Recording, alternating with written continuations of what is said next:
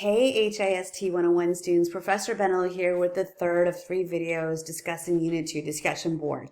In this video, I'm going to be going over the women's rights movement topic, the Chicano rights movement topic, and the Black Power topic. Okay, so the women's rights movement. The primary document you're going to be analyzing in this case is the founding document for the National Organization of Women.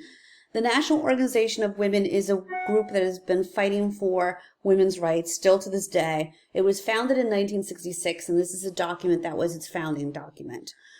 Founding members of the organization are Dr. Polly Murray and Betty Friedan, amongst others.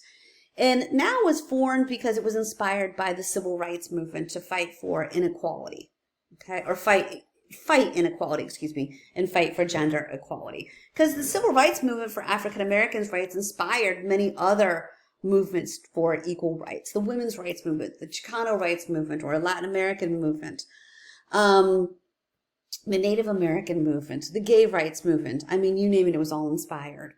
Murray was a Yale law professor who was also a member of the President's Committee on the Status of Women. Friedan was very famous for her 1963 book called The Feminine Mystique. I absolutely love that book. I think every woman should read it.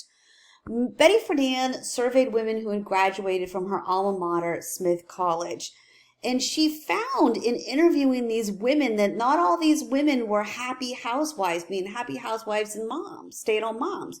She found that most of these housewives and stay-at-home moms that she talked to felt that they were missing something. They were yearning for something, yearning for a career. So she turned her findings into the book called The Feminine Mystique. And I love this book. And it's funny because I'm a very active person. And, you know, when I'm on a semester break, it's weird to me. It's like, oh, it's Tuesday. Oh my gosh, I should be chatting. Oh, I'm on a break. Okay. So it's interesting to me. So I checked out Betty Friedan's Feminine Mystique during a semester break.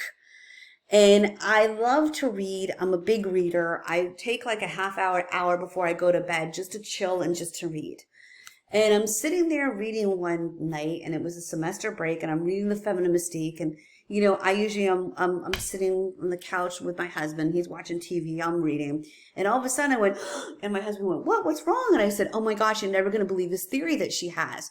Friedan had this theory that really resonated with me. And in the book, she stated that women that were stay-at-home housewives, moms, they took longer with their housework than women that worked outside the home. So I just think it's interesting.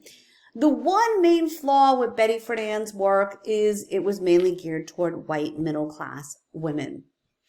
Okay, the Chicano rights movement background on Cesar Chavez and the United Farm Workers. The primary document for this topic is an article, which is an interview with Chavez about his work, okay, with the United Farm Workers. Cesar Chavez was born in Yuma, Arizona in 1927. Again, he was fighting for the rights of migrant farm workers. He learned about injustice early in life because his dad was swindled out of land by unscrupulous whites. The Chavez family ended up moving to California, where Cesar was banned from speaking Spanish in school and experienced prejudice. After completing the 8th grade, he had to quit school because his dad had been injured in an accident and he had to help support the family. 1962, Chavez, along with his friend Doris Huerta, formed the United Farm Workers. Still around today, this organization. The main purpose of this organization is to fight for the rights of migrant workers. The United Farm Workers members went on strike to protest their treatment by California table grape growers and lettuce growers. 1968, Chavez engaged in a 25-day hunger strike. And it's interesting because when he was going through that hunger strike, he was visited by Senator Robert F. Kennedy. And years later, when he was going through another hunger strike, Kennedy's widow, Ethel Kennedy, visited him during that hunger strike. Black Power movement. There was a split in the civil rights movement. On one end, there were the followers of Dr. King that wanted to still go down the road of passive resistance. Then there was the other end of the spectrum where there were those that said, no, we've gone down that road too long. We've given that too much of a chance. We need to be more aggressive to achieve equal rights. Okay? The Black Panthers were a big part of this Black Power movement. And the Black Panthers were formed in 1966 by Huey Newton and Bobby Seale, and they fought for African American rights against police brutality in particular.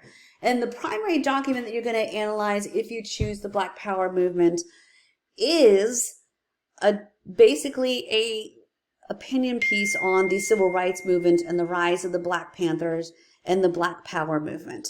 So very, very, very, very interesting. All these topics are interesting and have a ton of research material on them. Just dive into the one that you feel interests you the most. And of course, you can ask me absolutely any questions. Contact me and I will get back to you. And I hope these videos have been helpful for you.